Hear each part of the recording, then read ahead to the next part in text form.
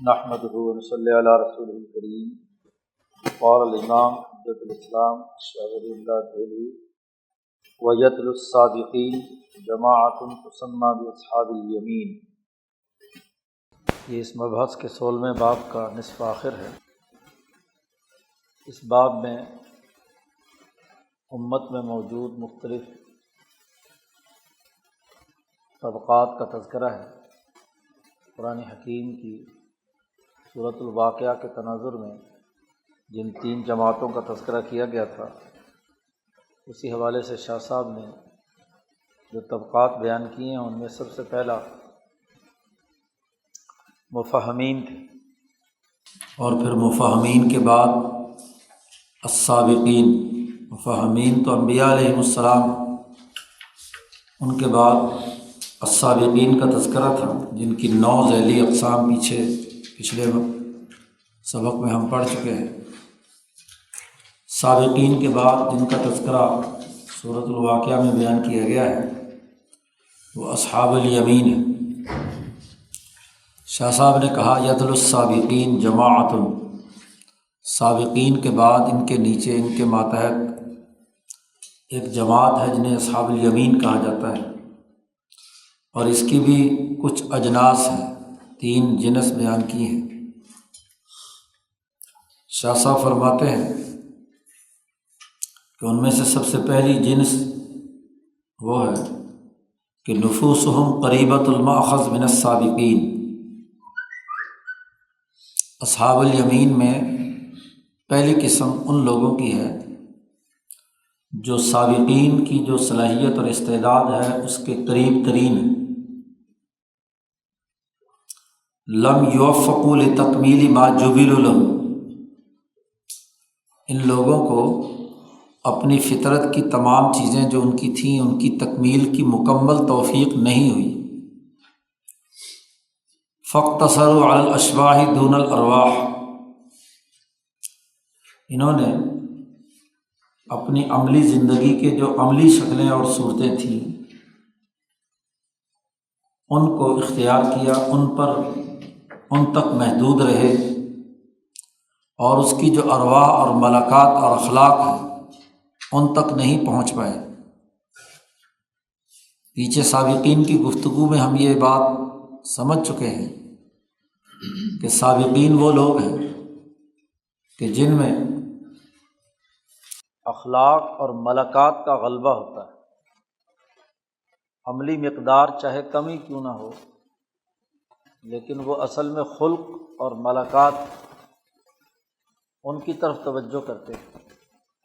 اور اسی کی حصول کی فکر میں ہوتے ہیں۔ سابقین کی یہ خصوصیت تھی۔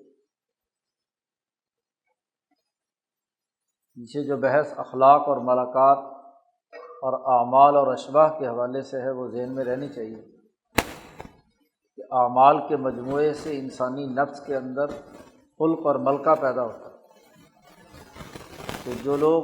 جن کی ملکیت عالیہ ہوتی ہے وہ اپنے اخلاق و ملکات پر زیادہ توجہ دیتے ہیں بنسبت اشباح اور اعمال کی کثرت کے، اور جن کے اندر اس درجے کی ملکیت نہیں ہوتی، اگرچہ ملکیت عالیہ ہوتی لیکن وہ اعمال کی جو شکلیں ہیں ان کی طرف زیادہ توجہ ہوتی ہے۔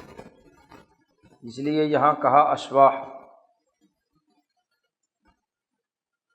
اشباح کی طرف زیادہ توجہ ہوتی ہے۔ لیکنہم لیسوا باجنبیین منہا، لیکن وہ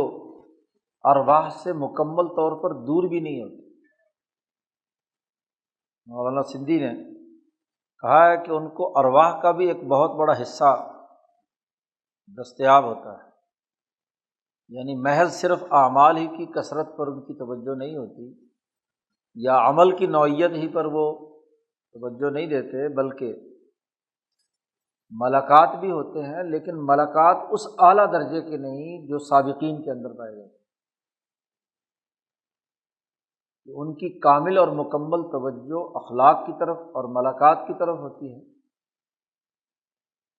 حیات نفسانیہ کو درست کرنے کی طرف متوجہ ہوتے ہیں، عمل میں کمی کوتاہی ہو بھی جائے تو ان کے نزدیک کوئی وہ نہیں، بس صرف فرائض ادا کرتے ہیں جو لازمی اور ضروری ہے۔ لیکن یہ جو اصحاب الیمین ہیں، یہ ملکات اور ارواح کے ساتھ ان کے قریب تو ہیں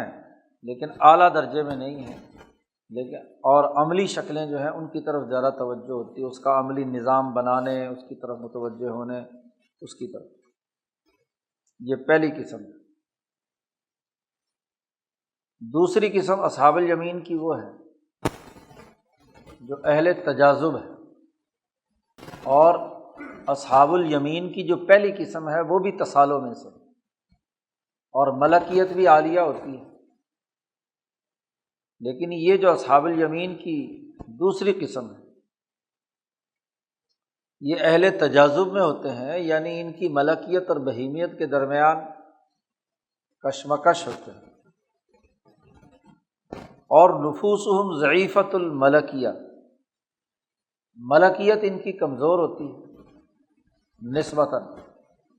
اور بہیمیت طاقتور ہوتی ہے۔ اسی کے ساتھ ساتھ چونکہ بہیمیت بڑی طاقتور اور مضبوط ہے، ان کو وفقوا، اس بات کی توفیق دی جاتی ہے، لریاضات شاقۃ، مشقت والی ریاضتیں، مشقیں اور اعمال اور مجاہدات، ان کو اس کی توفیق ملتی ہے، اور جب یہ بہت زیادہ ریاضت اور مشقت کرتے ہیں تو اس کے ثمرات بھی ملتے ہیں۔ پیچھے یہ بات ہم پڑھ کر آئے ہیں کہ جن لوگوں کی اعمال کی طرف یا بہیمیت کی طرف توجہ زیادہ ہوتی ہے اور وہ اللہ کی طرف متوجہ ہوں اور انہیں توفیق ملے تو وہ ریاضت کرتے ہیں۔ بہیمیت کو مہذب بنانے کا طریقہ ریاضت ہے، جبکہ ملکیت کو مہذب بنانے کا طریقہ عبادت ہے، کہ وہ عبادتیں جو فرائض ہیں، ذمہ داریاں ہیں، اس کو سر انجام دیتے ہیں۔ تو عبادات سے ملکیت مہذب ہوتی ہے اور ریاضتوں سے بہیمیت کنٹرول ہوتی ہے۔ تو چونکہ پہلے طبقے کے جتنے بھی لوگ ہیں، ایک تو ان کی ملکیت عالیہ ہے، اس لیے، اور بہیمیت اگر برابر کی بھی ہو، طاقتور بھی ہو، کیونکہ برابر کی چوٹ ہوتے ہیں، اس لیے ان کی جو عبادات ہیں وہی ان کی بہیمیت کو کنٹرول رکھتی ہے۔ لیکن اگر ملکیت کمزور ہو اور بہیمیت طاقتور ہو تو پھر ریاضتوں کی ضرورت پیش آتی ہے۔ تو یہ ان کو ریاضت کا اعلیٰ معیار مشقت برداشت کرتے ہیں، اور اس کے نتیجے میں ملأ سافل میں جتنی بھی چیزیں ہیں ان ریاضتوں کے ذریعے سے وہ علوم ان پر نازل ہوتے ہیں، ملأ اعلیٰ کے علوم تک ان کا ادراک نہیں جاتا۔ پہلے جو طبقے ہیں یعنی السابقین اور اصحاب الیمین کی پہلی قسم، یہ وہ ہیں جو ملأ اعلیٰ کے علوم تک رسائی حاصل کر لیتے ہیں، لیکن یہ جو اصحاب الیمین کا دوسرا درجہ ہے یہ ملأ سافل کے علوم سے زیادہ واقفیت اس لیے ہو جاتی ہے کہ یہ اپنی بہیمیت کو ریاضتوں کے ذریعے سے کنٹرول کرتے ہیں، مشقتوں میں مبتلا ہوتے ہیں، اس کے نتیجے میں ملأ اعلیٰ کے علوم ان پر آتے ہیں۔ یہی وجہ ہے کہ اس طرح کے جو لوگ ہوتے ہیں ان کو کشف بہت ہوتا ہے، اور کشف کا تعلق چونکہ اس دنیا کے نظام کے ساتھ ہے، یعنی ملأ سافل کے ساتھ، اس لیے جنات سے رابطہ بھی کر لیتے ہیں، اور یہاں جو مخلوقات دیگر ہیں ان سے بھی کر لیتے ہیں، اور باقی جو چیزیں ہیں مشاہدات میں ان کو چیزیں جو زمین سے مقررہ ارض سے متعلق چیزیں ہیں وہ ان کو مستقبل کی چیزیں نظر آنا شروع ہو جاتی ہیں، کشف ہوتا ہے۔ جو بھی ریاضت شاقہ اختیار کرے گا، اس کی تفصیلات شاہ صاحب نے ہمعات میں جہاں صوفیاء کے احوال پر بحث کی ہے وہاں اس کی شاہ صاحب نے تفصیلات بھی بیان کی۔ جو ملائے اعلیٰ کے علوم سے تعلق رکھنے والے ہوتے ہیں ان کا معاملہ یہ ہے کہ ان کو کشف وشف نہیں ہوتا۔ یہ جو ملائے سافل سے متعلق امور ہیں ان کا، وہ ملائے سافل میں جو روٹین کا نظم چل رہا ہے اس کے مطابق کام کرتے ہیں جی، وہ ملائے اعلیٰ کے علوم سے وابستہ ہوتے ہیں۔ اور ملائے اعلیٰ کے علوم کا جو تعلق ہے وہ ہر وقت کشف کا نہیں ہے، وہ تو جب اللہ کو مطلوب ہوتا ہے از خود ان کے دل و دماغ پر ان علوم کی بنیاد پر منکشف کر دیا جاتا ہے، وہ الگ دائرہ ہے۔ ایک تو وہ یہ جو اہل تجاذب یا دوسری قسم کے لوگ ہیں ان میں ملکیت تو ضعیف ہوتی ہے، اور ملکیت ضعیفہ کے ساتھ ایک شکل یہ کہ بہیمیت قوی ہو اور وہ مشقت انگیز ریاضتیں اختیار کرنے کی انہیں توفیق مل جائے تو ان کی حالت یہ ہوتی ہے۔ او ضعیفۃ البہیمیہ، ملکیت بھی کمزور تھی اور بہیمیت بھی ضعیف ہے، دونوں چیزیں ہی کمزور ہیں۔ اب ایسے لوگ عام طور پر کہ استہتروا بذکر اللہ، کہ وہ اللہ کے ذکر میں فنا ہو جاتے ہیں، بڑی کثرت سے ذکر کرتے ہیں، ملکیت بھی ضعیف ہے بہیمیت بھی ضعیف ہے، انہوں نے اپنے وجود کو، اپنی بہیمیت اور ملکیت کو یا اپنے نفوس کو اللہ کی ذات میں فنا کر لیتے ہیں، بہت کثرت سے ذکر کرتے ہیں، اٹھتے بیٹھتے چلتے پھرتے، جو بھی مشائخ نے ان کو ذکر سکھایا ہوتا ہے وہ اسی کے مطابق مسلسل ذکر کرتے رہتے ہیں۔ فترشحت علیہم الہامات جزئیۃ وتعبد وتطہر جزیانی، ان کے اوپر الہامات آتے ہیں اور وہ بھی جزوی ہوتے ہیں، کلی کا ادراک نہیں ہوتا۔ ان کے اوپر جو الہام ہوتا ہے وہ بھی محدود دائرے کا ہوتا ہے، اور عبادت کے اثرات ظاہر ہوتے ہیں، عبادت کی طرف رجحان ان کا زیادہ ہوتا ہے،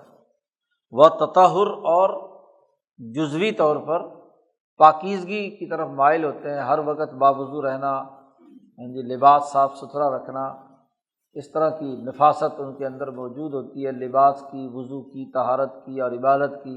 نوافل وغیرہ کی، اس کے اندر مشغول رہتے ہیں۔ اپنی جو بہیمیت اور ملکیت کے درمیان کشمکش ہے اس کا علاج وہ ان امور سے کرتے ہیں۔ تیسری ایک اور قسم ہے کہ ان کی ملکیت اور بہیمیت میں تجاذب تو نہیں ہوتا، صلح ہوتی ہے، لیکن ملکیت بہت ہی نہایت ہی کمزور ہوتی ہے، ضعیفۃ الملکیہ جداً۔ اب اس کی بھی پھر دو شکلیں بنیں گی کہ بہیمیت قوی ہو اور ملکیت انتہا درجے کی کیا ہے، کمزور ہو، تو عزوا علی الریاضات الشاقہ ان کانوا قویۃ البہیمہ، اگر ان کی بہیمیت قوی ہے تو یہ لوگ بھی شدید مشقت اور ریاضتوں کو اختیار کرتے ہیں۔ اول اوراد الدائمہ ان کانوا ضعیفہ، اگر بہیمیت بھی ضعیف ہے اور ملکیت بہت ہی ضعیف ہے تو یہ طبقہ وہ ہوتا ہے جو ہر وقت اوراد پڑھتے رہتے ہیں، وظیفوں کے پیچھے پڑھتے رہتے ہیں،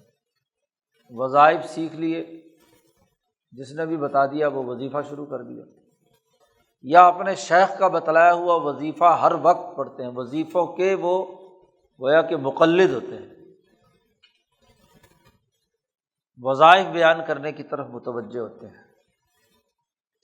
لیکن معاملہ یہ ہوتا ہے کہ وہ جتنے بھی وظیفے پڑھ لیں، جتنی بھی ریاضتیں کر لیں، کشف وشف انہیں نہیں ہوتا، بس ان اوراد پڑھنے کا جو ثواب کہنا چاہیے یا اس کا جو فائدہ ہونا چاہیے دلی اطمینان کا، وہ انہیں حاصل ہو جاتا ہے۔ فلم یثمر ذلک شیئا من الانکشاف، انکشاف کچھ نہیں ہوتا۔ انکشاف کے لیے کم از کم ملکیت ملائے سافل کے درجے کی تو ہونی چاہیے، اور بہیمیت بھی قوی ہونی چاہیے۔ تو کشف وشف ان کو بس وہ اوراد کے اسیر ہوتے ہیں، ورد مانگنا چاہتے ہیں کہ وظیفہ بتلایا جائے اور اس پر عمل کریں۔ لیکن دخلت الاعمال والہیئات التی ہی اشباح الملکات الحسنہ، جو اچھے اعمال ہیں، نیک عمل ہیں اخلاق اربع کے، اور ان کی جو ہیئات ہیں وہ ان کے مسلسل عمل کرنے کے نتیجے میں ان کے دلوں کے اندر گہرائی میں پیوست ہوتی رہتی ہے۔ نیک لوگ ہوتے ہیں، صالح ہوتے ہیں، نہ کسی کا کچھ بگاڑتے ہیں اور نہ کسی کے ساتھ کوئی اچھا کام کرنے کی یا رہنمائی کرنے کی صلاحیت ہوتی ہے۔ تو بیچارے ایسے کمزور لوگ ہوتے ہیں، اپنی ذات میں نیک ہوتے ہیں، کسی کو نقصان نہیں پہنچاتے۔ تو اب جو کسی سوسائٹی کی سیاسی مینجمنٹ کرے تو اب ایسے لوگوں کو اگر صرف ورد وظیفے والے لوگوں کے ذمے کوئی ذمہ داری لگائے گا تو بیچارہ کیا نتیجہ پیدا ہوگا۔ لیکن چونکہ وہ آپ کے کام کے نہیں ہیں، وہ کوئی رہنمائی لیڈرشپ کی صلاحیت ان میں نہیں ہے، مینجمنٹ ان کے لیے سپرد نہیں کی جاتی۔ تو یہ تیسرا طبقہ ہے اصحاب الیمین، 3 درجے یہ ہوئے۔ اب شاہ صاحب نے یہ 3 درجے بیان کر کے اس حوالے سے 2 بنیادی فائدے بیان کیے۔ شاہ صاحب کہتے ہیں وَكَثِيرٌ مِّنْهُمْ، یہ جو اصحاب الیمین ہیں ان کی اکثریت ایسی لوگوں کی ہے کہ لا یشترط فی عملہ الاخلاص التام، ایسے لوگوں کے لیے یہ لازمی اور ضروری نہیں ہے کہ یہ مکمل مخلص بھی ہوں۔ اخلاص تام تو وہ ہوتا ہے کہ کبھی شیطان کے لیے استعمال ہی نہ ہو، لیکن بیچارے یہ نیک لوگ ہوتے ہیں تو شیطان کے بہکاوے میں آ سکتے ہیں۔ یعنی یہ وہ نیک اور اصیل لوگ ہیں جن کے بارے میں حضرت فرمایا کرتے تھے کہ شیطان کی بسا اوقات بڑی اچھی سواری بن جاتے ہیں نیکی کی وجہ سے۔ اخلاص تام ان کے لیے شرط نہیں ہوتی۔ والتبری من مقتضی الطبع والعادۃ بالکلیہ، اور یہ بھی ان کے لیے لازمی اور ضروری نہیں ہے کہ یہ مکمل طور پر اپنی عادات و اطوار یا اپنی طبیعت کے بنیادی تقاضوں سے برات کا اعلان کریں۔ نہ تو ان سے یہ توقع رکھنی چاہیے کہ یہ مکمل انقلابی ہوں گے، یہ اپنی عادات و اطوار اور طور طریقے بدل لیں گے، اس طرح کی کوئی ان سے توقع نہیں رکھنی چاہیے۔ یہ جس عادت اور جس طور طریقے کے آدمی ہیں اسی کے مطابق کرتے رہیں گے۔ ایسے ورد وظیفے والے کو گھسیٹ گھساٹ کر آپ سیاست میں لاؤ بھی، اجتماعی ذمہ داریوں کی طرف لاؤ بھی تو نہیں چلیں گے۔ ان سے مکمل طور پر برات کا اعلان کرنا بڑا مشکل ان کے لیے ہوتا ہے۔ وَيَتَصَدَّقُونَ بِنِيَّةٍ مُمْتَزِّجَةٍ، البتہ ان کی جو نیت ہوتی ہے اس میں رقت طبع پائی جاتی ہے، دل کی نرم مزاج ہوتے ہیں اور ثواب کی امیدوار ہوتے ہیں۔ یہ لوگ نماز پڑھتے ہیں اس لیے کہ لجریان سنت قومہم، انبیاء کا مسلمانوں کا طریقہ کار چلا آ رہا ہے اس لیے پڑھنا چاہیے۔ نماز پڑھتے ہیں اس لیے کہ ثواب حاصل ہونا چاہیے، لیکن نماز غلبہ دین کے لیے ہو، نماز کوئی نتیجہ پیدا کرے انقلابی، تو ادھر ان کی توجہ نہیں ہوتی، بس صرف ثواب کی خاطر کیا ہے نماز پڑھتے ہیں۔ اسی طرح زنا سے، شراب پینے سے بچتے ہیں اللہ کے ڈر سے، کیونکہ طبیعت میں نرمی اور رقت ہوتی ہے، ضعیف بہیمیت کمزور ہوتی ہے، اور وہ خوفا من الناس، اللہ کے خوف کے ساتھ ساتھ انہیں لوگوں کا بھی ڈر ہوتا ہے کہ لوگ کیا کہیں گے، کیونکہ جس کی بہیمیت قوی ہوتی ہے اسے لوگوں کی پرواہ نہیں ہوتی، لیکن جس کی بہیمیت کمزور ہوتی ہے وہ بیچارہ ڈرتا رہتا ہے کہ لوگ پتہ نہیں میرے خلاف پراپیگنڈا کریں گے، مجھے بدنام کریں گے۔ تو لوگوں کا ڈر بلکہ زیادہ ہوتا ہے، اللہ کا ڈر بھی ہوتا ہے لیکن اس درجے کا نہیں۔ اولا یستطیعون اتباع العشیقات، یا اتنے کمزور طبیعت ان کی ہوتی ہے کہ ان کو عشق لڑانے کا موقع ہی نہیں ملتا، ان کے پیچھے چلنے کا، بزدل ڈرتے رہتے ہیں، کہیں عشق کے پیچھے لڑانے پڑ جائیں تو ڈر ہوتا ہے پتہ نہیں لوگ ماریں گے، یعنی جرأت نام کی کوئی چیز نہیں ہوتی، یعنی دنیا کی جو لذتیں اور خواہشات ہیں ان کی طرف کی طاقت ہی نہیں ہوتی جسم میں، بیچارے ناکارہ قسم کے لوگ ہوتے ہیں، اس لیے ان سے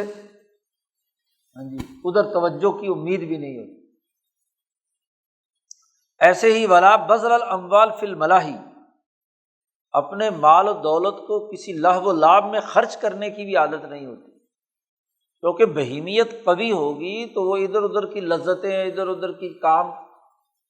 پیسے ویسے اڑانے کا کام کرے گا، تو جب وہ طبیعت ہی بیچاری بجھی ہوئی ہے، کمزور سی ہے، ضعیفہ ہے، بہیمیت، تو وہ کس کام کے لیے پیسہ خرچ کرے گا؟ وہ اس کی وجہ سے زہد اختیار کیے ہوئے ہوتے ہیں کہ مال کو خرچ نہیں کرنا، بخل کی حد تک۔ ایسے لوگوں سے یہ نیک اعمال قابل قبول ہوتے ہیں صرف اس شرط کے ساتھ کہ ان کے دلوں کی کمزوری کے باوجود ایک درجے کا ان کو اندر اخلاص پایا جاتا ہے، مسلمان ہیں، کلمہ پڑھتے ہیں، نماز پڑھتے ہیں، مسلمان اجتماعیت کے ساتھ رہتے ہیں، مخلص لوگ ہیں، کسی کو نقصان نہیں پہنچاتے، ڈسپلن نہیں توڑتے، چاہے طبیعت طبی نیکی کی وجہ سے نہیں توڑتے، ٹھیک ہے۔ وَأَن تَتَمَسَّكَ نُفُوسُهُم بِالْأَعْمَالِ أَنفُسِهَا، اور ان کے نفوس اعمال ہی کو اصل سمجھتے ہیں اور اعمال کی کثرت کی طرف توجہ ہوتی ہے، بس ورد کی، عمل کی۔ ان کو یہ بات قطعی سمجھ نہیں آتی کہ یہ اعمال جو ہیں یہ دراصل ان اخلاق اربع کی عملی شکلیں ہیں، تو ان اعمال سے خلق کتنا پیدا ہوا ہے، اخبات کس درجے میں آیا ہے، عدالت کا ملکہ کتنا پیدا ہوا ہے، تو مہارتیں یا خلق ان کے اندر منتقل نہیں ہوتا، بس صرف اعمال کرتے رہتے ہیں۔ عدل کا عمل کریں گے، عدل کا ملکہ نہیں ہوگا، عدل کا سسٹم بنانے کی صلاحیت نہیں ہوگی، تو اعمال کی طرف ذرا توجہ ہوتی ہے۔ وَكَانَ فِي الْحِكْمَةِ الْأُولَى، اسی حکمت کے تناظر میں یہ بات ہے کہ ان من الحیاء خیرا، کہ حیا یا شرم اس میں ایک درجے کی بھلائی تو ہے، لیکن حیا کا ایک پہلو یہ بھی ہے کہ یہ انسان کی کمزوری کی علامت ہوتی ہے۔ آدمی کمزور ہوتا ہے تو شرم کرتا ہے، طاقتور آدمی بے شرم ہوتا ہے، اس کو کوئی شرم نہیں ہوتی۔ اگر آپ کوئی اچھا کام بھی کرنا چاہے تو اس کو اچھا کام کرتے ہوئے بھی شرم آتی ہے کہ جب میں انقلاب کی دعوت دوں گا، اچھا لوگ کیا کہیں گے مجھے، اس سے لوگوں کو شرم آتی ہے کہ میں اپنے سوسائٹی میں، اپنے ماحول میں لوگوں کو کسی کو دعوت دیتا ہوا پکڑا گیا تو کیا ہوگا۔ تو بیچارے جو کمزور لوگ ہوتے ہیں وہ شرم و شرمی کسی کو دعوت نہیں دیتے، اور جو دلیر قسم کے ہوتے ہیں انہیں کوئی پرواہ نہیں ہوتی، تو وہ ہر ماحول میں پہنچ کر کوئی بھی بندہ ملے مدعو بنانے کے لیے کیا ہے تیار رہتے ہیں، ان کو کسی قسم کا کسی سے شرم اور حیا کا کوئی معاملہ نہیں ہوتا۔ وہ ہر ایک کو، چاہے اس کا اپنا کلیگ ہو، کوئی بھی ہو، جو بھی ہے، جہاں بھی ماحول میں بیٹھا ہوا وہاں اس نے بے دھڑک اپنا پیغام دینا شروع کر دیا۔ اس لیے نبی اکرم صلی اللہ علیہ وسلم نے فرمایا کہ الحیاء خیر کلہ۔ عمران ابن حسین رضی اللہ تعالیٰ عنہ یہ روایت کرتے ہیں، اور یہ معاملہ یہ ہوا تھا، ویسے بھی ایک دوسری روایت میں بھی ایک آدمی حضور گزر رہے تھے کسی سڑک پہ سے، ایک آدمی بڑا بھائی چھوٹے بھائی کو تانا دے رہا تھا کہ تم شرم کرتے ہو، شرم اتار کر پھینکو، جھجک تھی اس کو، تو وہ اس نے کہا یہ کیا شرمیلے تم رہتے ہو، تو حضور صلی اللہ علیہ وسلم نے سن لیا، حضور نے فرمایا الحیاء شعبۃ من الایمان، حیا ایمان کے شعبوں میں سے ایک ہے، اس کو چھوڑ دے۔ اب اس بیچارے کی طبیعت ہی اتنی ہے، اچھا ایسے آدمی کی اگر ایک دفعہ شرم اتر جائے تو پھر وہ دوسرے راستے پہ بہت بھاگتا ہے، تو بیچارہ جیسی طبیعت کا ہے اس کے مطابق چلو شرم کی وجہ سے ہی کام کر رہا ہے، بچ رہا ہے کسی گناہ سے تو بچا رہنے دو، کسی نہ کسی درجے میں کیا ہے۔ ایک فائدہ تو یہ شاہ صاحب نے واضح کر دیا کہ ان لوگوں سے کسی سسٹم بنانے میں مدد نہیں مل سکتی، یہ کمزور لوگ ہوتے ہیں، اس لیے نہ مکمل مخلص ہو سکتے ہیں، نہ مکمل طور پر اپنی عادات و اطوار اور طبعی خصوصیات سے یہ بری ہو سکتے ہیں، کیونکہ ان میں لیڈرشپ کی صلاحیت نہیں، یہ ثواب کے لوگ ہوتے ہیں، تو بس ان کو اسی درجے میں رکھنا چاہیے۔ لیڈرشپ کی جو صلاحیت ہے وہ السابقین میں ہے، جو دوسروں کو پیچھے چھوڑ کر آگے نکلنے کے لیے کیا ہے، آگے بڑھتے ہیں، یا زیادہ سے زیادہ اس اصحاب الیمین میں سے بھی جو پہلی قسم جو قریب ہے تو وہ ہو۔ باقیوں پر اعتماد کر کے کوئی بھی منصوبہ بندی کرنا، کوئی تنظیمی نظم و نسق قائم کرنا، کوئی دعوتی نظام بنانا، تو وہاں آپ کو سوائے مایوسی کے۔ نمبر 2، دوسرا ایک اور بنیادی قانون اور فائدہ اس اصحاب الیمین کے بارے میں بیان کر رہے ہیں، وہ یہ وَكَثِيرٌ مِّنْهُمْ، ان میں سے بہت سے لوگ جو بہت نیک یا عبادات اور اعمال میں خوب ڈوبے ہوئے ہوتے ہیں، تو کبھی کبھی ان کے اوپر کوئی ملکی چمک، بارقۃ ملکیت، چونکہ ملکیت ان میں ایک درجے میں ہوتی ہے، تیسرے طبقے میں تو بہت ہی نہیں کمزور ہوتی ہے، لیکن دوسرے درجے والے جو ہیں ان میں کسی درجے میں ہوتی ہے، تو کبھی کبھی ملکیت سے متعلق کوئی کشف یا الہام یا کوئی روشنی کی چمک جو ہے ان کے اوپر کبھی کبھی آ جاتی ہے، فی اوقات یسیرۃ، کچھ اوقات میں، فلا یکون ملکا، لیکن وہ ملکہ اور خلق نہیں ہوتا، نہ وہ طہارت کا خلق ہوتا ہے، نہ وہ اخبات کا خلق ہوتا ہے، نہ وہ سماحت کا خلق ہوتا ہے، نہ وہ عدالت کا خلق ہوتا ہے، وہ عدالت والا عمل ہوتا ہے بس،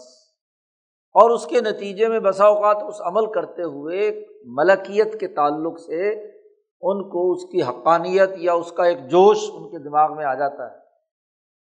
انہیں عدل کرنا ہے، سماحت کا مظاہرہ کرنا ہے، اخبات کی کیفیت نماز میں کوئی ایسی آ سکتی ہے، طہارت پر ایسی کوئی نورانی کیفیت ہو سکتی ہے کبھی کبھار،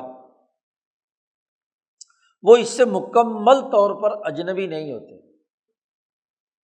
کالمستغفرین اللوامین انفسہم، جیسے وہ لوگ جو ہر وقت استغفار پڑھتے ہیں، تو استغفار کرنے والا اپنے آپ کو ہر وقت ملامت کرتا رہتا ہے، اپنی کمزوری اور کوتاہی کی وجہ سے نفس لوامہ ان کا ہوتا ہے۔ وکالذی، یا وہ آدمی کہ جو اللہ کا ذکر کر رہا ہے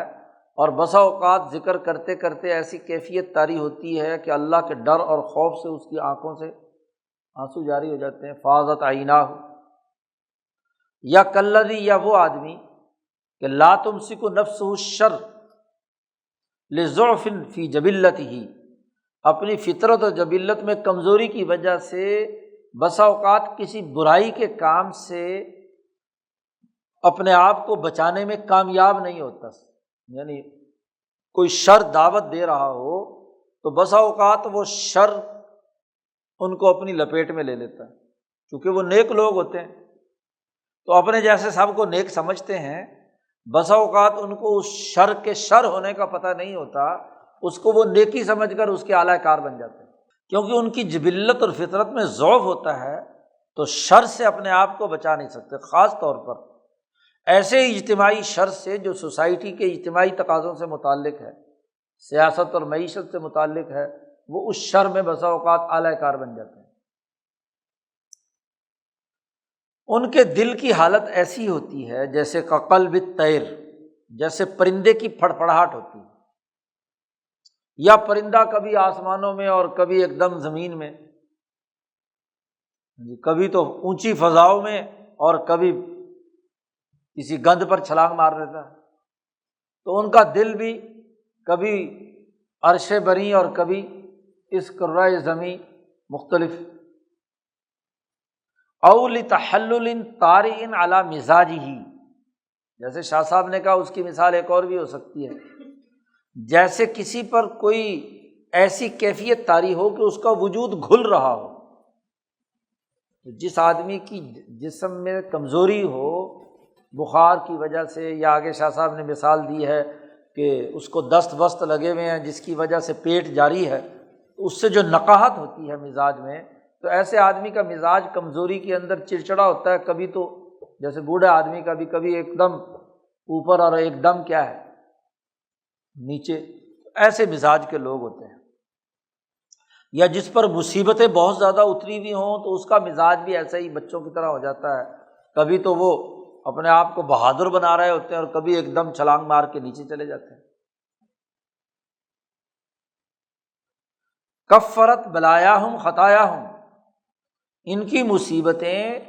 ان کی خطاؤں کو معاف کرنے کا ذریعہ بنتی ہیں۔ تو اس لیے یہ کیفیت بھی ان کی ہوتی ہے۔ تو جو لیڈرشپ ہے اس کو دیکھنا چاہیے کہ ان کی جماعت کے اندر ایسے لوگ اگر موجود ہیں اور ان کے مزاج میں ایسا اتار چڑھاؤ ہو رہا ہے تو ان کو معذور سمجھنا چاہیے، ان سے بس صرف ہمدردی رکھنی چاہیے، ان پر بنیاد بنا کر کسی کام کی پلاننگ نہیں کی جا سکتی، کیونکہ ایسے کمزور لوگوں کی بنیاد پر آپ اگر کوئی کام کرنے چلیں گے تو وہ کام کا تو پھر تیا پانچا ہو جائے گا۔ لیکن چونکہ نیک ہیں، ایمان والے ہیں، اصحاب الیمین ہیں، ان اخلاق اربع پر اپنے عقیدے اور عمل کی بنیاد پر ایمان رکھتے ہیں اور جماعت کا حصہ ہیں، انہیں ساتھ لے کر چلنا ہے، ان کو جھٹک نہیں دینا۔ جماعت کا حصہ ہونے کی وجہ سے ان کے ساتھ ہمدردی ہوگی، لیکن ان کی بنیاد پر کوئی پلاننگ نہیں ہو سکتی۔ وبالجملۃ، خلاصہ یہ ہے کہ یہ اصحاب الیمین جو ہیں یہ سابقین کی دو اعلیٰ ترین عادتیں جو علمی اور عملی حوالے سے بلند ترین ہوتی ہیں، ان میں سے کسی ایک سے محروم ہوتے ہیں۔ یا ان کے پاس ایک عادت ہوتی ہے تو دوسری نہیں ہوتی، دوسری ہوتی ہے تو پہلی نہیں ہوتی، حصل الاخری۔ لہذا ایسے لوگوں کو اسی درجے میں رکھ کر اس کے مطابق ان کی حکمت عملی بنے گی۔ تو یہ دو جماعتیں وہ ہیں جو کیا ہے اصل مسلمان جماعت ہے، السابقین انبیاء کے بعد، السابقین اور اصحاب الیمین، جن کا تذکرہ اس سورۃ الواقعہ میں پیچھے بیان ہو چکا ہے۔ یہ تو اصحاب الیمین ہو گئے، ان کی ضد کیا ہے اصحاب الشمال، مشأمہ جن کا وہاں پیچھے تذکرہ ہوا،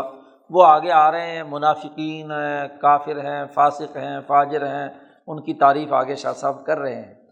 لیکن ان دونوں کے درمیان ایک اور جماعت ہے جسے اصحاب الاعراف کہتے ہیں، قرآن نے ان کا بھی تذکرہ کیا ہے، ونادى اصحاب الاعراف، قرآن نے کہا ہے۔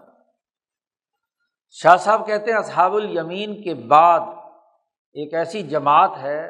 جس کا نام اصحاب الاعراف ہے، اعراف والے ہیں۔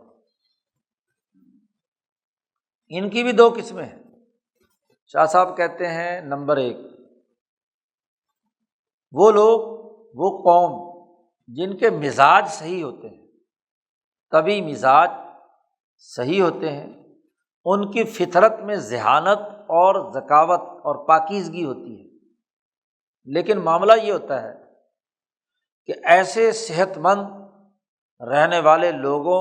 تک اسلام کی دعوت پورے طریقے پر بالکل نہیں پہنچی، کوئی آدمی ان تک نہیں پہنچا کہ ان کو اس چیز کی دعوت دے۔ شاہ صاحب نے بدور بازغہ میں کہا ہے کہ مثلاً جیسے پہاڑوں کی چوٹیوں پر رہنے والے صالح طبیعت کے انسان ہوتے ہیں، اور ان لوگوں نے کبھی اللہ کے ساتھ نہ کسی کو شریک ٹھہرایا، لم یشرکوا بربہم، اور کبھی اللہ کا انکار بھی نہیں کیا، اور کبھی اقرار بھی نہیں کیا، ایمان بھی نہیں لائے، نہ انہیں انکار کا پتہ نہ اقرار کا پتہ۔ ان بیچاروں کی مثال ایسے ہی ہے جیسے صحت مند اور اچھے جانور ہوتے ہیں، بہائم، اللہ کی طرف وہ متوجہ نہیں ہوتے، نہ تو اللہ کا انکار کر کے نہ اللہ کو ثابت کر کے، اخبات کے حوالے سے۔ بس وہ دنیا کی اچھی اور عمدہ غذا کھانے، زندگی بسر کرنے، بلکہ سادہ غذا بغیر کسی خواہشات، لذتوں اور گناہ کے، کسی کو نقصان نہیں پہنچاتے، بس اچھی صحت مند زندگی بسر کرتے ہیں۔ 100 150 سال کی ان کی عمریں ہوتی ہیں، کوئی ان کے ہاں دنگا فساد، دل میں کسی کے خلاف نہ کینہ، نہ بغض، نہ عداوت، نہ کچھ۔ تو یہ اصحاب الاعراف۔ لیکن چونکہ دعوت اسلامی ان تک نہیں پہنچی، یا پہنچی تو صحیح لیکن ان کی زبان اور تھی، لیکن بنحو ایسی زبان میں پہنچی کہ جس کے ذریعے سے ان کو وہ بات ان کی زبان میں سمجھا کر ان پر حجت قائم کی جاتی، کیونکہ بیان کرنے والے کی زبان اور ہے، اور وہ جو ان کی زبان کچھ اور ہے۔ چونکہ پہاڑی زبان ہے، کوئی عطا پتہ نہیں چل رہا کہ ان کو کس طریقے سے اشاروں کنایوں سے اگر بات کی بھی جائے تو انہیں پورے طریقے سے بات سمجھ میں نہیں آئی، ایسے طریقے سے سمجھ میں نہیں آئی کہ ان کا شبہ دور ہو جائے، لا تزول بہ الشبہ، ان کے شبہ و شبہات دور کرنا لازمی اور ضروری تھا۔ شاہ صاحب نے بدور بازغہ میں کہا کہ مثلاً اسلام جس زبان میں نازل ہوا ہے اس کو وہ جانتے نہیں ہیں، عربی مثلاً جانتے نہیں ہیں، یا عربی کے بعد جن جن زبانوں میں اسلام کی مکمل تعلیم منتقل ہو چکی ہے، مثلاً فارسی یا آج اردو، تو وہ اس کو بھی نہیں جانتے، تو ان پر حجت کیسے قائم ہوگی؟ جی، انہوں نے دیکھا کہ مسلمان کون سی قوم ہوتی ہے، مثلاً اس زمانے کی مثال شاہ صاحب نے مثال دی ہے کہ مسلمان وہ ہوتے ہیں، وہ اس طرح کی پگڑی پہنتے ہیں، اس طرح کا لباس پہنتے ہیں، اس طرح کی قمیض پہنتے ہیں، ان چیزوں کو حلال سمجھتے ہیں، ان چیزوں کو حرام سمجھتے ہیں، اور وہ ہم سے، وہ قبائلی جو پہاڑوں پہ رہنے والے ہیں، یہ مسلمان قوم ہم سے لڑتی ہے ہمارا ملک چھیننے کے لیے، ہماری حکمرانی اور ہمارے ملک پر قبضہ کرنے کے لیے، اس لیے ہم ان سے لڑیں گے۔ یہ نہیں کہ وہ اللہ سے لڑ رہے ہیں یا رسول سے لڑ رہے ہیں یا دین سے لڑ رہے ہیں، وہ صرف اپنی ملک اور ریاست کو بچانے کے لیے لڑنا چاہتے ہیں۔ چونکہ وہ اللہ کے ساتھ کسی کو شریک نہیں ٹھہراتے، چہ جائے کہ اس شریک کی حکمرانی قائم کرنے کے لیے وہ کام کر رہے ہیں، تو ان کے مزاج اگرچہ صحیح ہوں لیکن پیغام کے منتقلی کے درمیان گیپ پایا جاتا ہے، ان کو بات سمجھ میں نہیں آئی۔ یہ اصحاب الاعراف۔ مولانا سندھی نے بڑی خوب بات کہی ہے، جہاں یہ اصحاب الاعراف کا تذکرہ آیا ہے سورۃ الاعراف میں، کہ میں نے اصحاب الاعراف کا مطلب معلوم کرنے کے لیے سینکڑوں تفسیریں دیکھی، لیکن دل مطمئن نہیں ہوتا تھا، کبھی کسی کو بنا دیتے تھے، کبھی کسی کو بنا دیتے، کبھی کسی کو، کبھی کسی کو۔ جب میں نے بدور بازغہ اور حجت اللہ پڑھی تو تب مجھے سمجھ میں آیا کہ اصحاب الاعراف ہیں کون، اور کیوں انہیں اصحاب الاعراف کہا جاتا ہے۔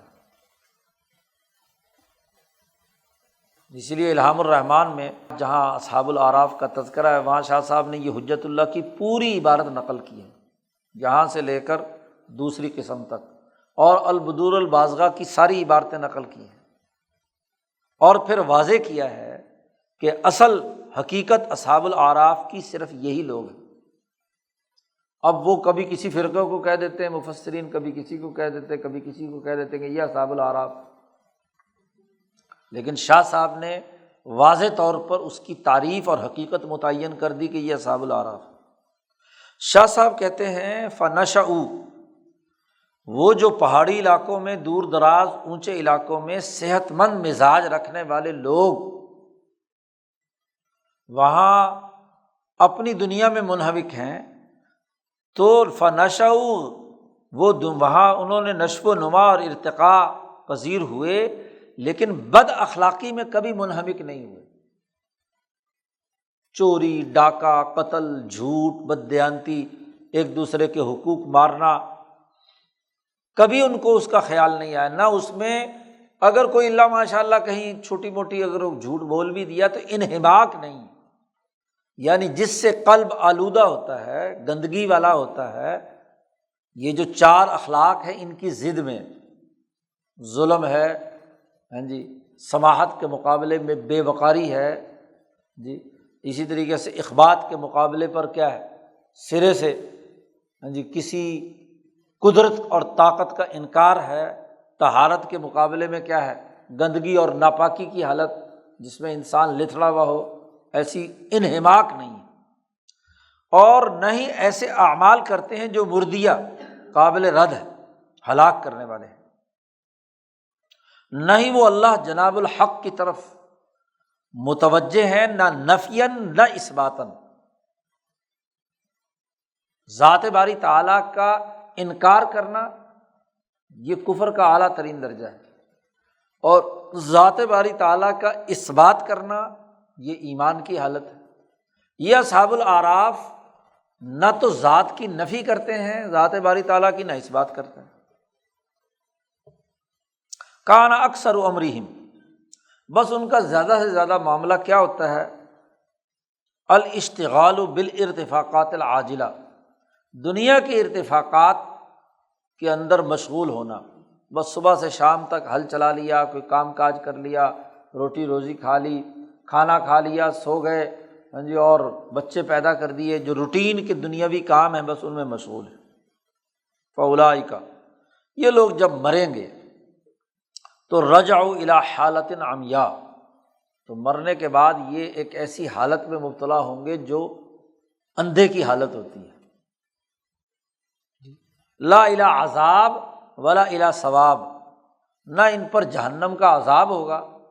اور نہ ان کو جنت کا ثواب ملے گا، ایسی حالت میں رہیں گے، یہاں تک کہ ان کی بہیمیت ٹوٹ پھوٹ کر ختم ہو جائے گی جب ایک طویل عرصے کے بعد، تو پھر ان پر ملکیت کی کچھ چمک چمکے گی، اور پھر وہ جو قرآن نے مکالمہ نقل کیا ہے کہ جنت والوں سے ان کا مکالمہ ہوگا، اور پھر ہاں جی آہستہ آہستہ بتدریج پتہ نہیں سینکڑوں ہزاروں کروڑوں کتنے سالوں بعد، چونکہ یہ جنت اور جہنم کے درمیان ہوں گے، جہنم کی طرف دیکھیں گے تو روئیں گے، جنت کی طرف دیکھیں گے تو خوش ہوں گے، تو وہ آہستہ آہستہ کسی ایک طویل زمانہ گزرنے کے بعد پھر کہیں جنت میں ان کا داخلہ ہوگا۔ یہ اصحاب الاعراف کی پہلی قسم ہے۔ شاہ صاحب کہتے ہیں اصحاب الاعراف کی ایک دوسری قسم بھی ہے کہ نقصت عقولہم، ان کی عقلیں کمزور اور ناقص ہیں، رہتے ہمارے ہی معاشرے میں ہیں، کوئی اونچے پہاڑوں پر نہیں ہے، عام انسانوں کی سوسائٹی میں رہتے ہیں، لیکن ناقص العقل ہیں، عقل بیچارے نہیں ہیں۔ جیسے اکثر بچے ہوتے ہیں، اب 8 9 10 سال کا بچہ بالغ ہونے سے پہلے تک عقل کا ناقص ہوتا ہے، اس لیے اس کو مکلف بھی نہیں بنایا گیا کہ وہ کلمہ پڑھے یا نماز پڑھے، عادت ڈالنے کے لیے وہ تو ہم کہتے ہیں نا کہ عادت بن جائے، ورنہ اس پر نماز فرض نہیں ہے چونکہ عقل ناقص ہے۔ یا معتوہین، کوئی مجنون مجذوب قسم کے لوگ پھرتے رہتے ہیں، یا اسی طریقے سے فلاحین، جاہل قسم کے کاشتکار جو بس ہاں جی بیل چلانا، اس کی دم مروڑنا، زمین کاشت کرنا، ہاں جی، اس کے علاوہ ان کو اور کام نہیں آتے، کوئی بات سمجھانے کی بھی کوشش کرو تو وہ ان کو اس کا احساس و ادراک ہی نہیں ہوتا، بس وہ جانوروں کی طرح جانور کے پیچھے لگے رہتے ہیں۔ والارقاء، جی غلام، جی غلاموں کا بھی یہی معاملہ ہوتا ہے، چونکہ ان کی اپنی مرضی کچھ نہیں ہوتی، جی، تو وہ غلام جب ہو جاتا ہے تو جو اس کا مولا کہتا ہے بیچارہ اس کے پیچھے، اور وہ بھی کمزور ذہن کے لوگ ہوتے ہیں، اور ان میں سے کثیر لوگ ایسے ہوتے ہیں کہ لوگ ان کے بارے میں یہ سمجھتے ہیں کہ لا باس بہم، یہ کوئی نقصان دینے والے نہیں، ان کی کوئی پرواہ نہیں کرنی چاہیے، کوئی حرج کی بات نہیں، چونکہ وہ مجذوب اور معذور قسم کے لوگ ہوتے ہیں، اس لیے سوسائٹی ان کو نظر انداز کرتی ہے کہ بھئی یہ اگر کوئی اونچ نیچ ہو بھی جائے تو وہ کہتے ہیں چلو یار پاگل ہے، چھوڑو اس کو۔ شاہ صاحب کہتے ہیں وَإِذَا نُقِّحَ حَالُهُمْ عَنِ الرُّسُومِ، اگر رسوم یعنی جو سسٹم سے متعلق امور ہیں اس کے بارے میں ان کی حالت کو مزید کھولنے کی کوشش کی جائے تو وہ ایسی حالت میں ان سے پوچھا جائے کہ ہاں بھائی تم یہ فلانی رسم اختیار کی ہوئی ہے، مثلاً نکاح کیا ہے تم نے، بچے پیدا کر رہے ہو، فلاں فلاں فلاں، اس کی تفصیلات کہ کیوں کیا، کس ڈسپلن میں، اس کے کیا فائدے ہیں کو پوچھا جائے تو لا عقل لہم، انہوں نے کہا نہیں، اماں ابا نے شادی کر دی، ہم نے کر دی، بچے پیدا ہو رہے ہیں، معاملہ ختم۔ تو جانوروں کی سی گویا کہ سطح پہ وہ زندگی بسر کر رہے ہیں۔ یہ وہ لوگ ہیں کہ جن کا ایمان صرف اس درجے میں کافی ہے، جیسا کہ رسول اللہ صلی اللہ علیہ وسلم نے اس حبشی کالی لڑکی کا ایمان قبول کر لیا تھا۔ ایک بچی حضور صلی اللہ علیہ وسلم کے پاس لائی گئی، لونڈی تھی، ہاں جی، کالی کلوٹی، اس سے پوچھا کہ اللہ کہاں ہے؟ حضور نے پوچھا این اللہ؟ اس نے کہا آسمان میں ہے۔ فاشارت الی السماء، تو حضور نے فرمایا یا مومنہ، یہ مسلمان ہے۔ اب اگر عقلی طور پر اس سے پوچھا جائے تو عقلاً تو ویسے بھی اللہ تبارک و تعالیٰ کی کوئی جہت تو ہے نہیں، اللہ پاک تو پوری کائنات میں اول آخر ظاہر باطن اوپر نیچے ہر طرف ذات باری تعالیٰ ہی ہے، تو لیکن اس کو اتنی سی تھوڑی سی عقل ہے کہ جو مقدس ہستی ہے وہ ظاہر بلندی پہ ہوگی، تو اس نے آسمان کی طرف اشارہ کر دیا، تو حضور نے کہا یا مومنہ۔ شاہ صاحب کہتے ہیں کہ ان کو انما یراد منہم ان یتشبہوا بالمسلمین، وہ حقیقت میں تو مسلمان نہیں ہے۔ کیوں؟ حقیقت کا مسلمان تو وہ ہے جو اپنے عقل و شعور اور فہم و بصیرت سے اسلام اور دین کو قبول کرے اور اس کے لیے اس جماعت کا حصہ بن کر کردار ادا کرے۔ یہ لوگ ہیں جو اسلام کے مشابہ ہیں، اور ان کو مشابہت کے ساتھ اجتماعیت میں برقرار رکھنا ہے، لئلا تتفرق الکلمہ،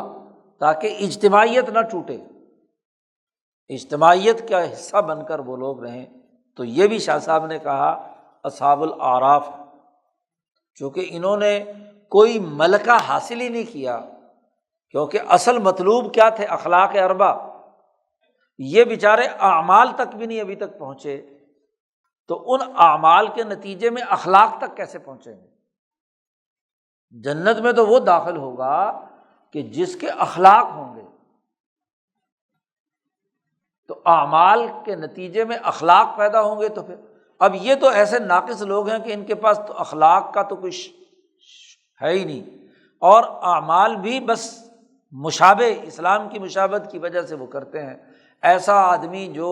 بیچارہ اس طرح کا کاشتکار ہوتا ہے، وہ مسجد میں آ بھی جائے تو امام سجدے میں گیا وہ سجدے میں چلے گیا، وہ رکوع میں گیا وہ رکوع میں چلے گیا، وہ کھڑا ہو گیا وہ کھڑا ہو گیا، بس جو پار ادھر ادھر والے کر رہے ہیں ادھر ادھر دیکھتا رہتا ہے، تو جیسے وہ کر رہے ہیں ایسے وہ کر رہا ہے۔ تو اس لیے یہ کون ہے؟ اصحاب الاعراف میں ہے۔ شاہ صاحب کہتے ہیں اما الذین، لیکن وہ لوگ جو بد اخلاقیوں میں منہمک رہے، منہمکین فی الرذائل، یا اللہ کی طرف متوجہ ہوئے ایسے طریقے سے کہ جو جاہلیت کا طریقہ تھا، جاہلوں کے فہم کے مطابق، یعنی شرک کرتے ہوئے وہ اللہ کی طرف متوجہ ہیں، تو یہ وہ لوگ ہیں جن کے اوپر عذاب آئے گا، یہ عذاب کے مستحق ہیں۔ تو ان کا معاملہ وہ اصحاب الاعراف میں سے نہیں ہے۔ گویا کہ شاہ صاحب کے نقطۂ نظر سے وہ سادہ مزاج لوگ جن میں نہ کوئی اچھا خلق ہے تو کوئی برا خلق بھی نہیں، اخلاق اربع اور ان کی ضد ان کے بالکل درمیان میں ہیں، ان دونوں سے کوئی لینا دینا نہیں، نہ اس سے نہ اس سے، وہ اصحاب الاعراف۔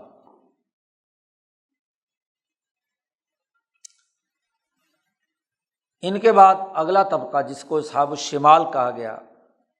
وبعدہم، ان کے بعد ایک ایسی جماعت ہے جس کو منافقین کہتے ہیں۔ ایسے منافقین جو نفاق العمل، نفاق العلم والے جو لوگ ہیں یا نفاق العقیدہ والے لوگ ہیں، وہ تو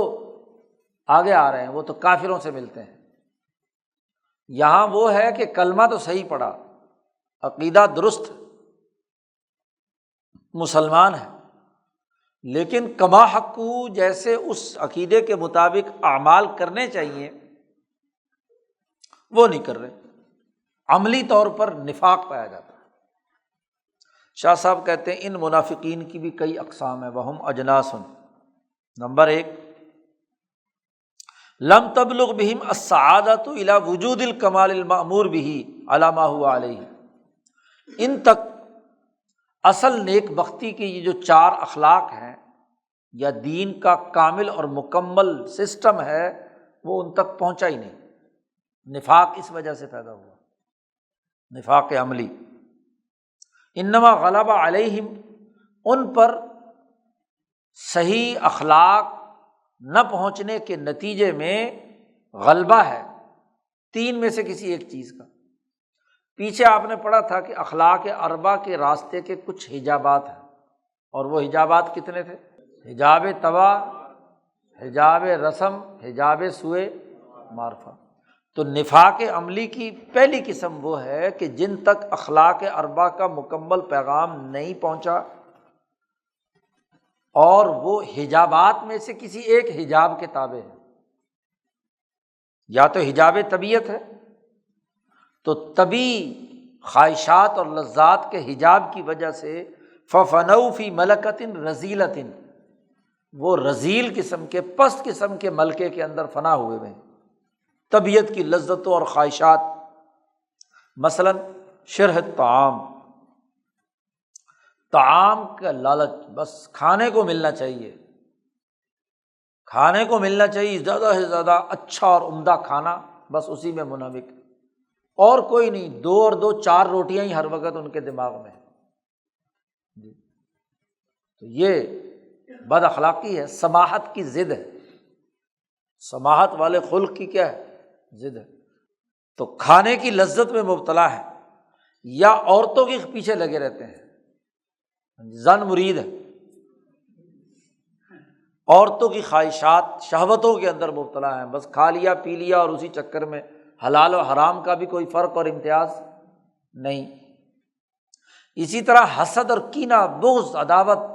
یعنی جتنے اخلاق اربع ہیں ان کی ضد کے عادتیں ہیں ان کے اندر مبتلا ہے، اور اس طریقے سے ہیں کہ ما وضعت عنہم طاعتہم او زارہم، کہ ان تمام بد اخلاقیوں کا جو بوجھ ان کے نفس پر ہے، ان کی جو نیکی ہے وہ اس بوجھ کو اتارنے میں کامیاب نہیں ہوئی، وہ بوجھ اسی طرح ان کے اوپر لدا ہوا ہے۔ تو یہ نفاق عملی وہ ہے جن پر حجاب طبع کا غلبہ ہے یا حجاب رسم کا غلبہ ہے، تو پھر وہ رسوم جاہلیت یعنی جاہلیت اور ظلم اور ناانصافی کے سسٹم کو چھوڑنے کی عادت ان کے اندر نہیں پیدا ہو رہی، اور نہ ہی وہ اپنے بھائی بند اور اپنے وطن کے لوگ یا اپنے جو خاندان اور قبیلہ ہے اس کی رسومات کو اور ان کی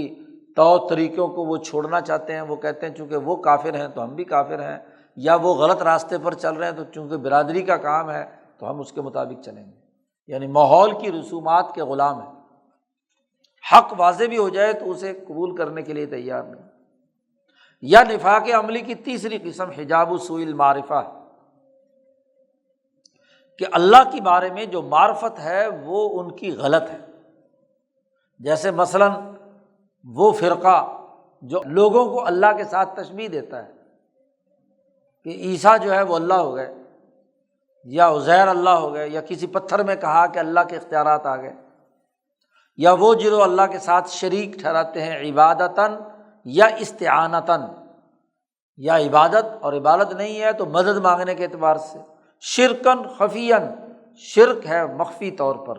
اور یہ گمان کرتے ہیں کہ جو شرک ممنوع ہے وہ کام کر رہے ہیں ان کے علاوہ ہے، ہم کوئی شرک کا کام نہیں کر رہے،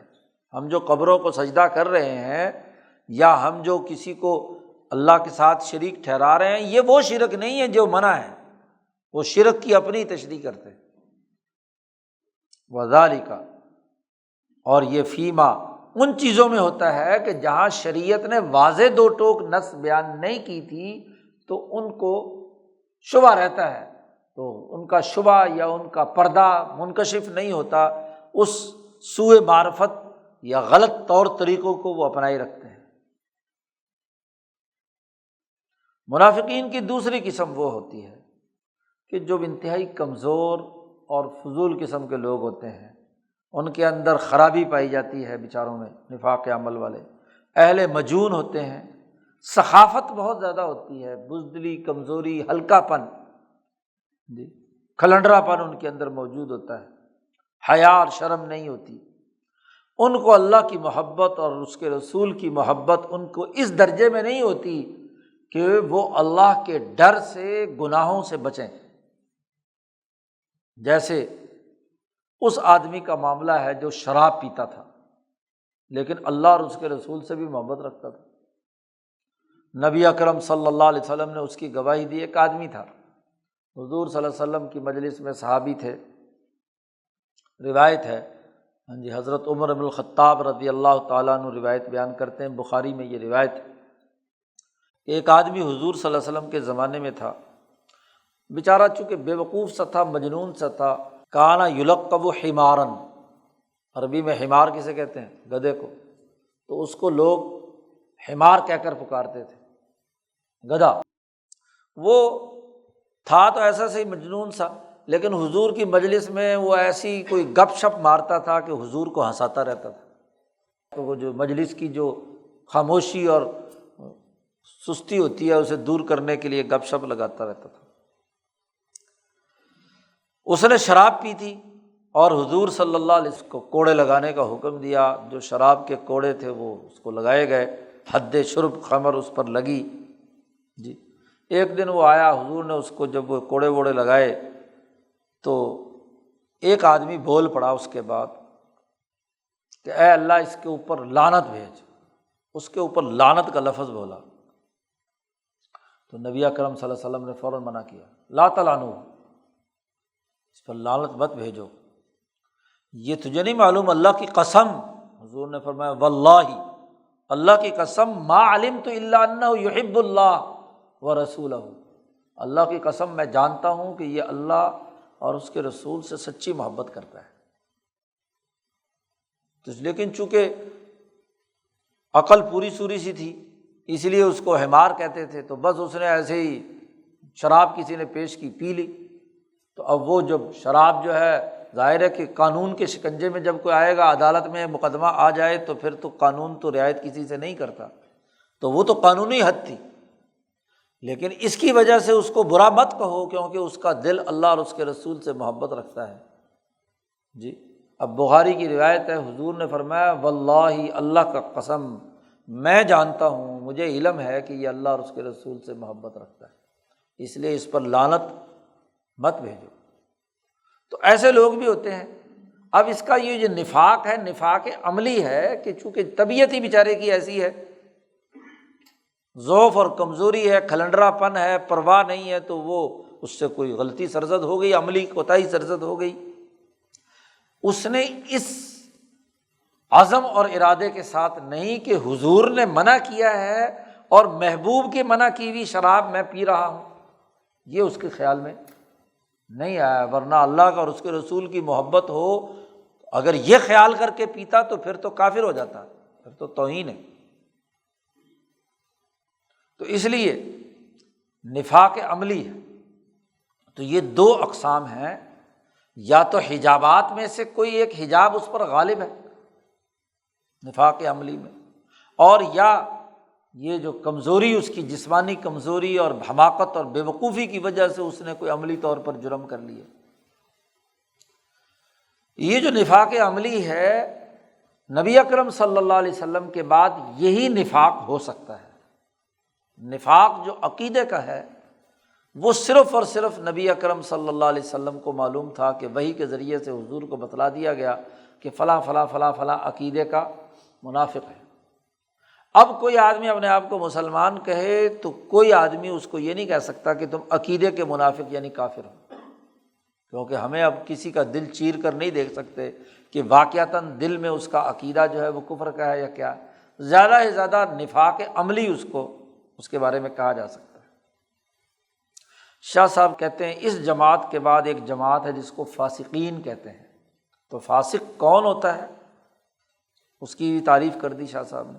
وَهُمُ الَّذِينَ، یہ وہ لوگ ہوتے ہیں جن پر بد اخلاقی کے بد اعمالیاں جو ہیں وہ غالب آ جاتی ہیں اور وہ زیادہ ہوتی ہیں ان کے رذیل کمینہ قسم کے بد اخلاقیوں کے مقابلے میں، یعنی ان کے ملکات بھی بد اخلاقی پر مبنی ہوتے ہیں۔ یعنی چار اخلاق کی جو ضد ہے، ظلم، ناانصافی، سماحت کے مقابلے میں ہلکا پن، اخبات کے مقابلے میں ضد، طہارت کے مقابلے میں گندگی، یہ جتنے بھی بد اخلاقی چار، یہ ملکات رذیلہ بھی ہیں اور ان کے جو اعمال برے اعمال ہیں وہ اس سے بھی زیادہ ہوتے ہیں۔ پھر ان میں جو لوگ شدید بہیمیت والے، جن کی بہیمیت اور بہیمانیت جن پر غالب ہوتی ہے، وہ آگے بڑھ کر درندے بنتے ہیں اور جانوروں کا کردار ادا کرتے ہیں۔ اور ان میں جن میں مزاج کا فساد ہوتا ہے، کچھ لوگ وہ ہوتے ہیں یا ان کی رائے خراب ہوتی ہے، منفی سوچ ہوتی ہے، ہمیشہ منفی رائے دیں گے، جھوٹ کی، چوری کی، ڈاکے کی، وغیرہ وغیرہ۔ شاہ صاحب نے کہا ان کی مثال ایسے ہی اس مریض کی کہ جسے مٹی کھانے کی عادت ہو، ریت کھا کر، وہ کل اخبار میں ایک تصویر چھپی ہوئی تھی، ایک بڑھیا 70-80 سال کی، وہ روزانہ ریت کھاتی ہے، ریت نہ کھائے تو اس کی صحت نہیں ٹھیک ہوتی، اس کی غذائی وہ۔ تو جن لوگوں کا مزاج ایسا ہو جائے مریض کا جو مٹی کھا کر ہی زندہ رہے، یا جلی ہوئی روٹی، ایک صحت مند آدمی جلی ہوئی روٹی کھائے پیٹ میں درد ہو جاتا ہے، لیکن کچھ لوگوں کے مزاج اس طرح کی مرض پیدا ہو جاتا ہے کہ جلی ہوئی روٹی کھائے تو صحت مند رہتا ہے، تو مزاج ہی خراب ہو گیا۔ تو ایسے ہی ان لوگوں کی جو بد اخلاقیاں اور ان اعمال اخلاق اربع کی بالکل ضد اختیار کر کے درندہ صفت بنتے ہیں، یہ لوگ اپنی طبیعت اور مزاج میں شیطانی کاموں کی طرف دھکیلے جاتے ہیں۔ اس کو کہتے ہیں فاسق، یعنی وہ اخلاق اربع کے سسٹم کو توڑنے والے۔ فسقہ کا لغوی معنی توڑنا، تو وہ اس پورے سسٹم کو توڑنے والے، اس کے خلاف کام کرنے والے لوگ ہیں۔ اور آخری قسم اس کے بعد کیا ہے؟ بعدہم، ان کے بعد، فاسقین کے بعد اگلا درجہ ہے الکفار۔ کافر کون ہے؟ جو کوئی اتنی اقسام بیان کرنے کے بعد اب کفر کی حقیقت سمجھ میں آئے گی۔ ہم لوگ ہر آدمی کو کافر کہہ دیتے ہیں، کوئی منافق بھی ہے تو اسے بھی، فاسق ہے تو اس کو بھی، ہر ایک کو کفر کا فتویٰ بس زبان سے نکالا، حتیٰ کہ مسلمان بھی ہے، ہاں جی، اس سے کوئی غلطی بھی ہو جائے تو فوراً کفر کا فتویٰ داغ دیتے ہیں۔ اب کافروں کی حقیقت سمجھیے۔ مولانا سندھی نے سورۃ تغابن میں جو کافر کی یا کفر کی حقیقت قرآنی شعور انقلاب میں کئی بار بیان فرمائی ہے، تو وہ دراصل یہیں سے شاہ صاحب کی اس بات سے اخذ کی ہے۔ شاہ صاحب کہتے ہیں کافر وہ ہوتے ہیں جو المردہ المتمردہ، جو تکبر اور غرور اور منفی عمل اور کردار اور سسٹم بنانے والے ہیں، سامراجی نظام بنانے والے ہیں۔ ابو، انہوں نے انکار کر دیا کہ یقولوا، وہ یہ کہیں کہ لا الہ الا اللہ، مع تمام عقولہم، ان کی عقل کامل تھی، دل بھی صحیح، دماغ بھی صحیح، وجود بھی صحیح، عقل کے کامل ہونے کے باوجود جانتے بوجھتے ہوئے وہ اللہ کا انکار کرتے ہیں اور متمرد ہیں، تکبر اور غرور اور سامراجیت کے ساتھ جانتے بوجھتے ہوئے انسانیت پر ظلم کرتے ہیں، بلکہ ظلم کی پلاننگ کرتے ہیں۔ وصحت التبلیغ الیہم، چونکہ عقل کامل اور مکمل ہے تو دین کی یعنی اعلیٰ اخلاق اربع کی تبلیغ بھی ان کے اوپر بالکل صحیح ہو چکی ہے، اس میں ان کو کوئی بات ایسی نہیں کہ جو سمجھ میں نہ آئی بھی ہو۔ یعرفونہ کما یعرفون ابناءہم، وہ ایسے جانتے ہیں جیسے اپنی اولاد کو جانتے ہیں، نظریہ سمجھ میں آتا ہے انہیں۔ وہ لوگ کافر ہیں، نمبر ایک۔ نمبر دو، او یا وہ لوگ کہ ناقضو ارادت الحق فی تمشیت امر الانبیاء علیہم السلام، اللہ تبارک و تعالیٰ نے انبیاء کے سسٹم کو دنیا میں غالب کرنے کا ارادہ کیا تو یہ لوگ اس سسٹم کو توڑنا چاہتے ہیں، دین کا جو عدل و انصاف کا نظام ہے اس کو توڑنا چاہتے ہیں اپنے ارادے سے، باوجود عقل ہونے کے اللہ کے راستے سے روکتے ہیں۔ یہ وہ لوگ ہیں جو دنیا کی زندگی پر مطمئن ہے اپنے عزم اور ارادے سے، اور اس دنیا کے ما بعد آخرت کے بارے میں بالکل کوئی توجہ نہیں ان کو، جانتے بوجھتے ہوئے، عقل رکھتے ہوئے، سمجھتے ہوئے یہ آخرت کا انکار کرتے ہیں۔ یہ وہ لوگ ہیں جن پر ہمیشہ ہمیشہ کی لعنت کی گئی ہے، اور یہ ہمیشہ ہمیشہ کے لیے جہنم میں قید کر دیے جائیں گے کفر کی وجہ سے۔ گویا کہ جو جان بوجھ کر خدا کا انکار کریں یا رسول کے قائم کیے ہوئے سسٹم کا انکار کریں، وہی کلمہ طیبہ لا الہ الا اللہ کا انکار کریں یا محمد رسول اللہ کا انکار کریں، یعنی اس کے عملی نظام کا، اور اس کو توڑنے کے لیے کردار ادا کریں۔ شاہ صاحب کہتے ہیں ان کافروں میں سے کچھ تو وہ ہیں جو اہل الجاہلیہ ہیں، جاہلیت کے زمانے کے کافر جو حضور کی آمد سے پہلے تھے، اور شاہ صاحب کہتے ہیں ان کی دوسری قسم وہ ہے جو اسلام آنے کے بعد وہ منافق جو زبان سے تو ایمان لایا لیکن دل اس کا خالص کفر پر باقی رہا، اور یہ جو منافق کافر ہے اس کا تعین نبی اکرم صلی اللہ علیہ وسلم کی زندگی میں ہو چکا، بس اس کے بعد اب ہم کسی منافق کو کافر نہیں کہہ سکتے، کیونکہ وہ نفاق عملی تو ہو سکتا ہے، عقیدے کا کفر اس وقت تک اس کے ذمے نہیں لگائیں گے جب تک کہ وہ زبان سے جان بوجھ کر انکار نہ کرے، انکار کرے اور اس سسٹم کو توڑے، اس کی خلاف ورزی کرے، تو تب ہم اس کے ظاہری اعمال کی بنیاد پر کوئی حکم لگائیں گے، ورنہ نہیں۔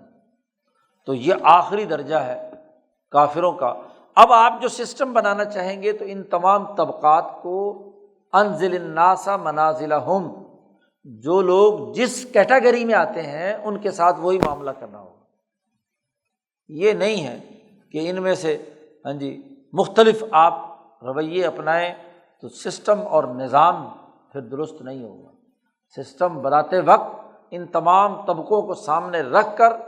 پھر سیاست ملیہ کا نظم و نسق قائم ہوگا تو وہ درست بنیادوں پر ہوگا۔ اللہ تعالیٰ شاہ صاحب کی باتوں کو سمجھنے اور عمل کرنے کی توفیق عطا فرمائے۔ اللہ